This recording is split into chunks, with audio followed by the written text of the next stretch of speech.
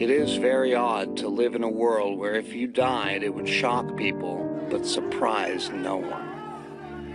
Requesting 2 additional units and a supervisor respond to Bluesdale Drive. Un autre décès, une autre enquête. 5 personnes, dont 2 médecins, ont été arrêtées suite à la mort il y a 10 mois de Matthew Perry. Jasmine Sania, surnommée la reine de la kétamine, elle a été l'autre fournisseur principal, y compris de la dose qui a été mortelle à l'acteur. These defendants took advantage of Mr. Perry's addiction issues to enrich themselves. They also say they learned of a second victim who died years earlier. That other victim was a person named Cody McLaurin.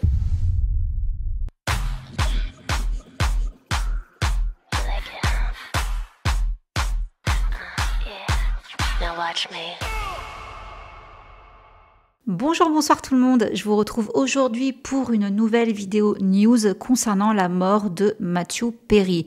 On a enfin eu le fin mot de toute cette histoire, toute cette enquête, tous ces longs mois d'enquête. Ça fait presque un an qu'il nous a quittés. Donc ça y est, on a enfin arrêté du beau monde. Donc on va voir tout ça ensemble.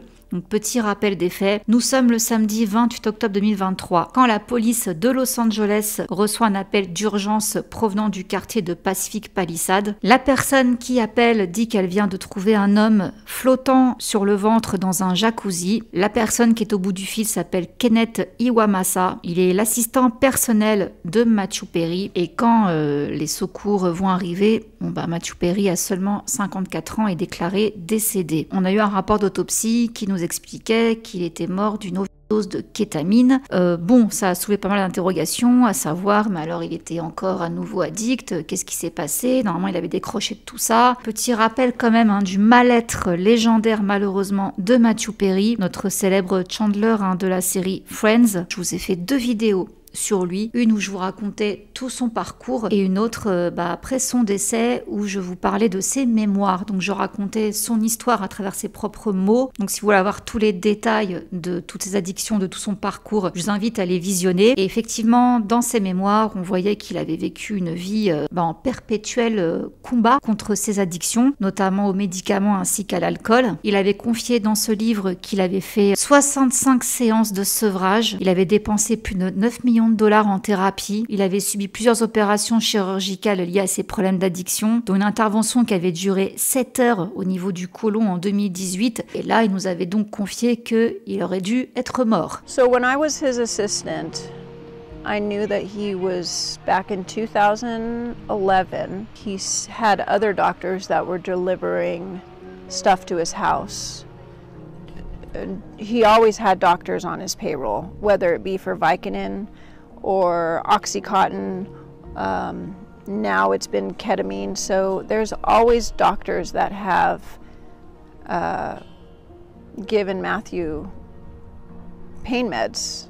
And he was up to 50, 60 Vicodin a day. There's no way that any doctor can prescribe a daily dose of 60 a day. So he had to have been getting it illegally. And the doctors were bringing it right to his house. Et donc, le rapport d'autopsie avait révélé que son décès avait été causé par une noyade, mais qu'elle avait été favorisée par le mauvais état de santé de Matthew Perry, notamment un abus de kétamine, qui est donc un anesthésiant, un assez puissant anesthésiant. Pourquoi de la kétamine? Alors, il lui avait été prescrit pour soigner sa dépression et son anxiété. Malheureusement, il en était vite devenu accro, apparemment en raison des effets hypnotiques et euphorisants. Donc, il avait ce traitement par perfusion, mais la quantité retrouvée dans son organisme était au-delà de la quantité normalement prescrite. La dernière dose reçue est l'équivalent d'une anesthésie générale. Il y avait peu de chances qu'il soit retrouvé vivant en le laissant comme ça dans un jacuzzi. Il a été retrouvé la tête la première et avec de l'eau dans les poumons, ce qui prouve bien qu'il est mort noyé parce qu'il avait perdu connaissance. Donc son assistant Kenneth Iwamasa, il a été longuement interrogé par la police. Donc ça faisait apparemment 25 ans qu'il travaillait pour Matthew Perry, il s'occupait de lui et il s'occupait même de ses perfusions de kétamine. Alors il a raconté que c'était un docteur de Santa Monica, le docteur Salvador Plasencia, qui lui avait montré la technique pour les perfusions. Il aurait donc formé l'assistant de Matthew Perry, qui pour rappel avait quand même été engagé par son propre agent pour veiller sur lui, afin de l'aider à lutter contre ses addictions. Enfin bref, donc ce fameux bonhomme qui devait le surveiller, il a appris comment lui injecter de la kétamine, alors que c'est pas un médecin. Donc il aurait effectué ce geste 2 fois dans la journée, une première injection à 8h30 et une autre à 12h45, puis 40 minutes plus tard, avant de préparer le jacuzzi où est mort Matthew. Et à ce moment-là, donc il était parti faire des courses. Donc on est remonté dans l'historique. Qu'est-ce qui s'était passé? Donc depuis le mois de septembre, Matthew était devenu accro à la kétamine. Il avait demandé en septembre à une clinique locale d'augmenter sa dose. Les médecins ont refusé car c'était trop dangereux. Il a alors prié son assistant de lui trouver coûte que coûte de la kétamine. Et donc ce dernier déclare, Kenneth Iwamasa, être alors rentré en contact avec le docteur Plasencia pour lui fournir des flacons supplémentaires de kétamine. Over 2 months, from September to October 2023, they distributed approximately 20 vials of ketamine to Mr. Perry in exchange for $55,000 in cash. Defendant Plasencia saw this as an opportunity to profit off of Mr. Perry. He wrote in a text message in September 2023, quote, "I wonder how much this moron will pay." He also stated in text messages that he wanted to be Mr. Perry's sole source of supply. Et ce médecin-là se servait en partie chez un confrère et ami, le docteur Marc Chavez, qui trafiquait des ordonnances. Du coup, il y a 5 personnes qui ont été poursuivies en lien avec la mort de Matthew. Donc le jeudi 15 août 2024, on a la police de Los Angeles et la DEA, c'est les stupes américains, qui arrêtent ces 5 personnes. Donc il y a qui? Déjà l'assistant, Kenneth Iwamasa, également les docteurs Salvador Plasencia, également Marc Chavez. Ils sont présentés comme co-responsables de la mort de Matthew. Et il y a même le procureur fédéral qui dénonce ces individus comme ayant profité de la dépendance de Matthew Perry pour s'enrichir. Et il n'y a pas qu'eux qui sont arrêtés, il y a également Jasvin Sangha, âgée de 41 ans, qui est une américano-britannique qu'on surnomme la reine de la kétamine. Elle est la dealeuse de plusieurs célébrités. Et alors elle a un CV, les amis,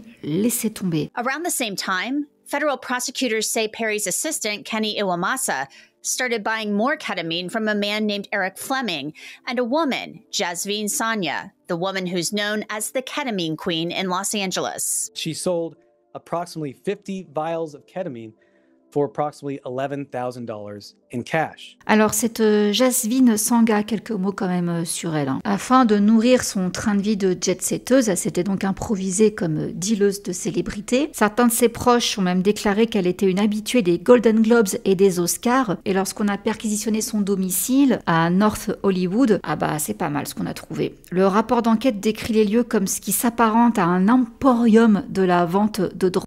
Donc il y avait 80 flacons de kétamine, de la méthamphétamine, de la coco, des flacons de Xanax, ainsi que des champignons hallucinogènes, des médicaments délivrés sur ordonnance obtenus frauduleusement. Et en 2 semaines, elle aurait vendu plusieurs flacons de kétamine à Matthew Perry via Eric Fleming, un intermédiaire qui a aussi été interpellé. Donc les enquêteurs ont retrouvé des SMS, dont un plutôt accablant, dans lequel elle lui demande de faire disparaître les preuves de ses échanges téléphoniques avec l'acteur. Effacer tous nos messages. Eric Fleming a écrit plus tard à son sujet qu'elle ne gère que le haut de gamme et les célébrités. Si ce n'était pas de la bonne calme, elle perdrait sa clientèle. Donc les flacons qu'elle lui fournissait étaient non marqués et elle mettait un échantillon à sa disposition pour qu'il puisse tester leur contenu. Elle aurait également accompagné sa dernière livraison de sucettes à la kétamine. C'est un délire. Donc on a Martin Estrada, le procureur, qui dit que c'est une conspiration contre Matthew Perry qui s'est organisée. Ces criminels ont profité des problèmes de dépendance de Monsieur Perry pour s'enrichir. Ils savaient qu'il lui faisait du mal et qu'il le mettait en danger, mais ils l'ont fait quand même. Ces malfaiteurs se servaient de lui comme d'une tirelire. L'enquête sur sa mort a révélé l'existence d'un vaste réseau criminel clandestin responsable de la distribution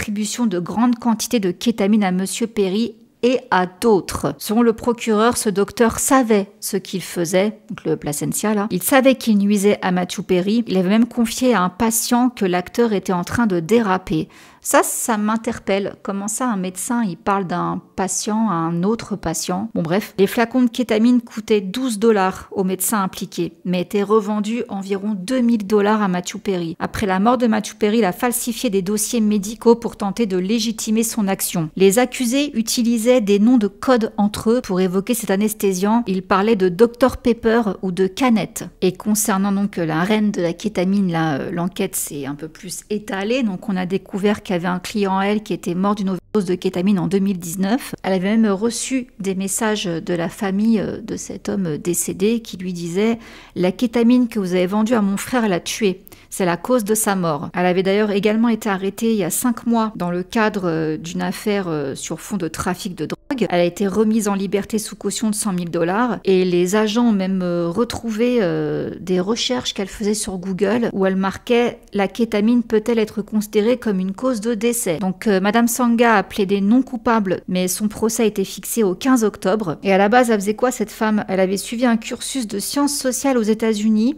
Et plus tard, elle avait obtenu un diplôme à l'école de commerce londonienne Hult International Business School. Après, on a du mal à retracer son parcours, mais elle aurait tenu un site consacré à l'histoire de la mafia avec des sections explicites telles que Mafia Mugshot, Famous Mafia Faces, Favorite Mafia Movies. Donc apparemment c'était une fan de Scarface et du Parrain. Quant au docteur Placencia, il a également plaidé non coupable. Il a été libéré contre une caution de 100 000 $ avec l'obligation d'informer ses patients des poursuites qui le visent. Donc il n'est même pas interdit d'exercer, cherchez le mot. Lui, son procès est prévu le 8 octobre.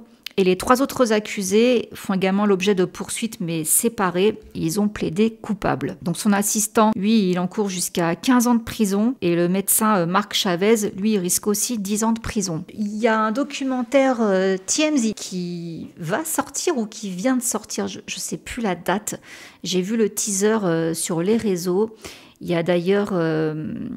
comment elle s'appelle déjà? J'ai oublié son nom. La fille de Ozzy Osbourne qui est interviewée dans le reportage où justement tout ça, ça tourne autour de la mort de Matthew Perry et de ce réseau de médecins qui s'organisent pour vendre en soum-soum des médicaments, donc en l'occurrence de la kétamine, à des célébrités. Et justement, je crois que c'est Josie Osborne qu'elle s'appelle. Elle dit que, parce qu'elle aussi elle a souffert d'addiction, elle dit dans l'extrait que les plus grands dealers qu'elle a connus étaient des médecins. C'est en train de faire du bruit. Donc, quelque part, si vous voulez, la seule consolation, entre guillemets, qu'on puisse peut-être avoir avec le décès de Matthew Perry, c'est que ça a ouvert quand même les yeux sur un problème qui est là depuis des années. Donc peut-être que là, on va enfin avoir plus de projecteurs braqués sur ces criminels, qui en plus sont des médecins. Ça m'hallucine totalement. Peut-être qu'on va réussir à démanteler, à faire tomber de plus en plus de têtes qui n'auraient jamais mérité d'exercer. Espérons au moins ça. En tout cas, je suis quand même satisfaite de voir qu'il y a quand même 5 personnes qui ont été arrêtées. Maintenant, les peines de prison, je les trouve quand même un peu légères. Enfin, je sais pas. Dites-moi ce que vous en pensez. Je suis un peu perdue, quoi. I know how Matthew is, and if he were alive today, he probably wouldn't want that. He would probably look at his addiction like, man, I caused this. You know, my actions caused these people to now serve time in prison. And I think that he wouldn't be happy about it. You know, let Matthew be a good wake-up call, because I can guarantee you doctors might think twice about overprescribing because of Matthew's death. Voilà, écoutez, c'est tout pour aujourd'hui. Je vous fais plein de gros bisous et je vous retrouve très bientôt. Mouah. Bisous, ciao.